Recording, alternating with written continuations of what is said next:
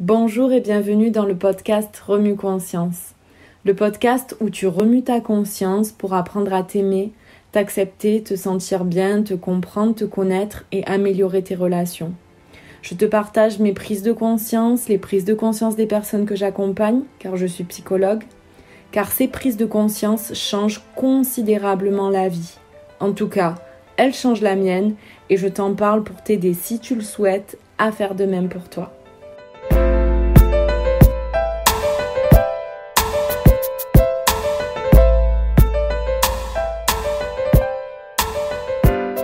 Bonjour, je m'appelle Cécilia Baltaillan, je suis psychologue et il s'agit de mon tout premier épisode de podcast. Aujourd'hui, je voulais te parler d'acceptation de soi, d'amour de soi. Alors, je ne vais clairement pas balayer tout le sujet avec cet épisode et d'ailleurs le prochain sera également sur ce sujet-là. Puis j'en ferai très certainement d'autres car c'est selon moi un sujet super important, c'est la base, je dirais même, et il y a beaucoup à dire. Donc aujourd'hui et lors du deuxième épisode, je vais te partager quelques-unes de mes expériences autour de l'amour de soi. Te partager les déclics, les astuces, les attitudes qui m'aident à m'aimer davantage, qui m'aident à accepter ces parts de moi qu'au départ je rejette, que je ne supporte pas, que je contrôle pour ne pas montrer aux autres, ou encore que je ne veux pas voir, pas admettre, même lorsque l'autre vient me les pointer du doigt. Car s'aimer en fait c'est ça. C'est se donner le droit d'être qui on est à chaque instant, autant dans nos aspects que l'on juge positifs que dans nos aspects que l'on juge négatifs. Bien sûr, il y a plusieurs aspects de moi que je n'aime pas. Je n'aime pas la Cécilia faible, vulnérable, fragile, la Cécilia peureuse, la Cécilia timide, la Cécilia lente, et la liste reste longue. Tu vois, c'est le genre d'aspect de soi qu'on ne veut surtout pas voir ou pas montrer, et même qu'on veut oublier, mais sur lesquels les autres, bien sûr, vont venir appuyer. Dans mon cas, si on se moque de moi parce que j'ai eu peur, qu'on dit de moi que je suis une peureuse, ça vient me chercher. De suite, j'ai envie de me justifier, d'attaquer l'autre, ça va me faire vivre beaucoup d'émotions. Alors pourquoi ça me fait tant réagir ? Eh bien parce qu'au fond, je m'accuse en fait d'avoir eu peur, toute seule, je n'ai pas besoin de l'autre. Je ne m'accepte pas du tout dans cette attitude peureuse. Tu vois la phrase « il n'y a que la vérité qui blesse » ? Eh bien c'est un peu ça. En fait, l'autre vient juste appuyer sur le bon bouton. Il vient juste dire tout haut ce que tu penses tout bas de toi et que tu ne veux pas voir, que tu ne veux pas admettre. Alors pourquoi on ne veut pas l'admettre, on ne veut pas le voir, cet aspect-là de nous ? Parce que c'est un aspect, une part de nous qu'on n'aime pas, qu'on rejette, on ne se supporte pas là-dedans. Sauf que tu vois la douleur que tu ressens quand l'autre vient appuyer là où ça fait mal, vient appuyer sur cette part-là de toi que tu n'aimes pas. Eh bien tu te fais exactement la même chose. Tu te fais vivre la même douleur sans même avoir besoin de l'autre, tant que tu rejettes cet aspect-là de toi. Donc rester focalisé sur l'autre, le faire culpabiliser sur ce qu'il vient de dire, vouloir l'écraser, le faire taire, tout ça ne vient pas du tout régler le problème. Au contraire, tu as plutôt intérêt à tourner le regard vers toi et apprendre à aimer cette part de toi que l'autre vient juste te pointer du doigt.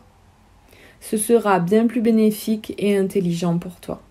Tu vas me dire, ok, mais comment faire pour arriver à aimer ces parts de moi qui m'agacent au plus haut point, ces parts de moi que je trouve inacceptables ? Comme je te le disais tout à l'heure, je vais te partager mes petits trucs, mes astuces, les attitudes que j'adopte et qui m'aident dans mon cheminement d'acceptation de moi. Tout d'abord, 2 petits mots. Et alors ? Avec un point d'interrogation à la fin. 2 petits mots magiques à prononcer quand tu es en train de te taper sur la tête parce que, par exemple, tu trouves que tu as été trop lent ou trop lente, ou parce que tu t'es trompé, ou encore parce que tu as oublié quelque chose. 2 petits mots magiques à prononcer également quand quelqu'un vient te dire que tu es trop ceci ou que tu es pas assez cela. Lui répondre « Et alors ?» Oui, c'est vrai, dans cette situation, j'ai été absent, timide ou autre. L'idée, bien sûr, ce n'est pas de défier l'autre, mais de t'aider à admettre que oui, dans cette situation précise, tu as été cet aspect-là de toi que tu n'aimes pas. En disant « et alors », ça va t'aider à admettre que tu as été comme ça, t'aider à te donner le droit d'avoir été cet aspect-là de toi dans cette situation. Et tu viendras de faire un pas vers l'acceptation de toi, vers l'amour de toi. Le deuxième point, mon deuxième petit truc, ma deuxième astuce est directement liée au premier. Si tu souhaites t'accepter de plus en plus, ne te justifie pas. Est-ce que tu as déjà vu quelqu'un à qui on vient de faire remarquer à quel point il a été nul à un jeu qu'il vient de perdre ? Souvent, cette personne, qu'est-ce qu'elle va faire ? Elle va se justifier.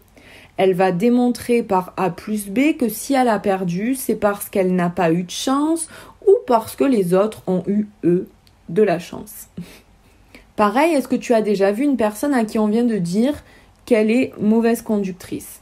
Elle va se justifier, expliquer que c'est parce que les autres conduisent mal, parce qu'elle était fatiguée ou autre, trouver une autre justification. Est-ce que tu trouves ces personnes-là convaincantes dans ces moments-là ? Non, elles ne le sont pas. Se justifier, essayer de convaincre l'autre pour qu'il ne pense pas qu'on est perdant ou mauvais conducteur, est signe du manque d'amour qu'on a pour nous-mêmes. Donc le chemin de l'acceptation de soi, de l'amour de soi et même de la confiance en soi, c'est plutôt de reconnaître et assumer que oui, j'ai perdu, ou oui, je suis une mauvaise conductrice. Et alors ? Ça ne fait pas de moi une perdante ou une mauvaise conductrice tout le temps, dans toutes les situations. Non, c'est juste à ce moment-là, effectivement, j'ai perdu ou j'ai mal conduit. Et oui, à cet instant-là, on peut dire de moi que je suis une perdante ou une mauvaise conductrice. Et alors ? Alors, la bonne nouvelle là-dedans, parce que oui, je te rassure, il y en a une, c'est que plus tu vas t'accepter comme perdant ou mauvais conducteur, plus les autres vont t'accepter là-dedans aussi. Plus tu assumes, moins les autres vont te titiller sur cet aspect-là de toi. En fait, les autres sont ton baromètre. Ils te permettent de mesurer ton degré d'acceptation d'un aspect de toi. Et tu peux même les remercier pour ça. Même si, je reconnais, c'est pas toujours facile.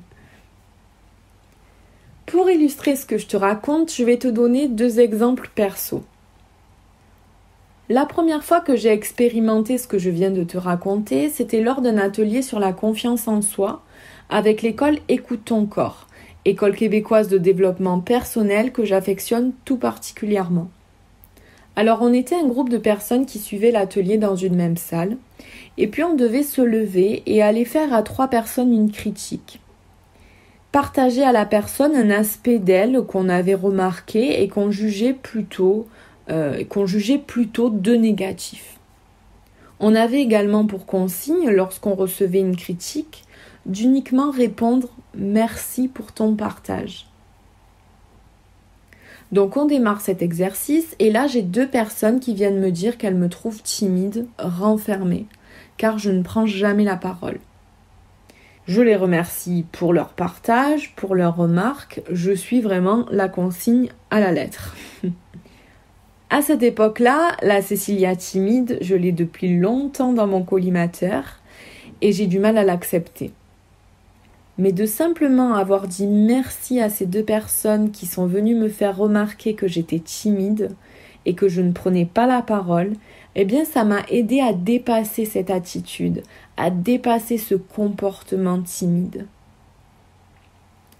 Si je m'étais justifiée, si j'avais accusé ces personnes de me dire ça, si j'étais restée focalisée sur la manière dont elles me l'avaient dit, si je n'avais pas accueilli ce qu'elles me disaient en leur disant simplement merci, si je n'avais pas admis que oui, c'est vrai, je n'avais pas pris la parole parce que ça me faisait peur, eh bien j'aurais raté une occasion de faire un pas vers l'acceptation, vers l'amour de moi.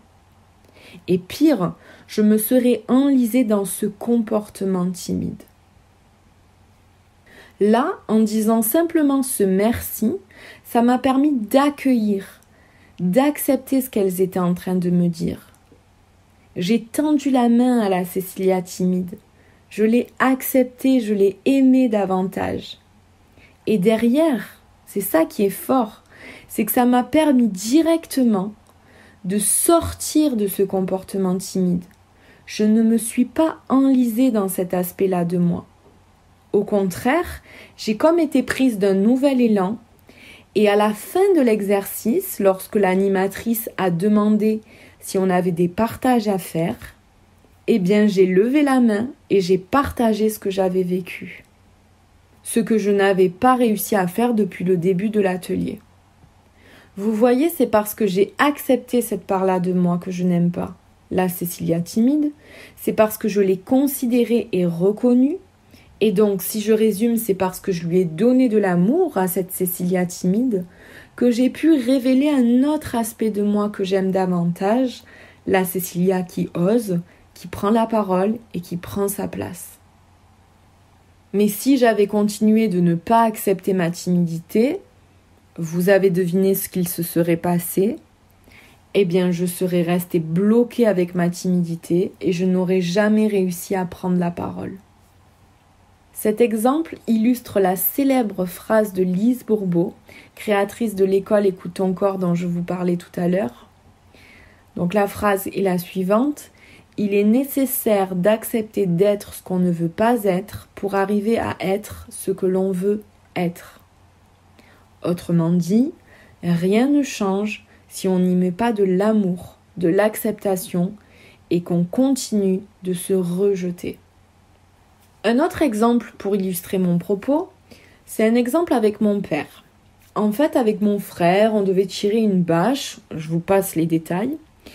Et là, mon frère m'envoie la corde que je suis censée tirer. Et quand il me la lance, eh bien moi, qu'est-ce que je fais? Je ferme les yeux, je mets les mains devant mon visage.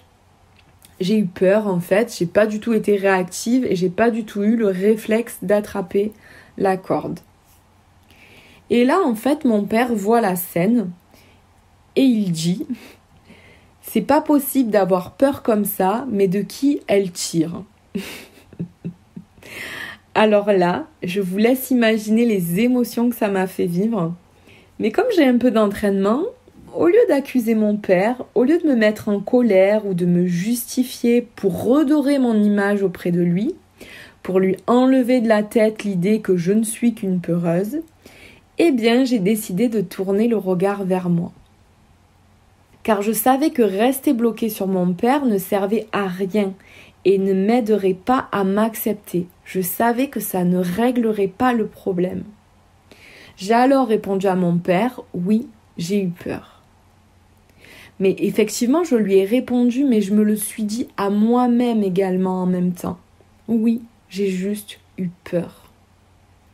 Comme pour donner le droit en fait à la Cécilia peureuse de s'être exprimée à ce moment-là. Pour donner le droit à la Cécilia peureuse d'exister, de s'être manifestée dans cette situation-là. Car si tu as suivi, du coup, depuis tout à l'heure, tu as compris que mon père avait dit tout haut ce que je pensais tout bas. Mon père est juste venu appuyer sur le bon bouton. Il est venu me montrer la part peureuse en moi, que je n'accepte pas, que je rejette, et qu'il est temps que j'apprenne à aimer. En accueillant la Cécilia peureuse, en lui donnant le droit d'être, eh bien c'est un acte d'amour que je lui ai offert, et que bien sûr je me suis offert à moi-même. Alors devine ce qui s'est passé par la suite. Eh bien, je suis très rapidement passée à autre chose au lieu de vivre des émotions toute la soirée, au lieu de me gâcher la soirée. En fait, je ne suis pas restée dépendante du jugement de mon père. Je ne suis pas restée dans l'attente qu'il change de regard sur moi.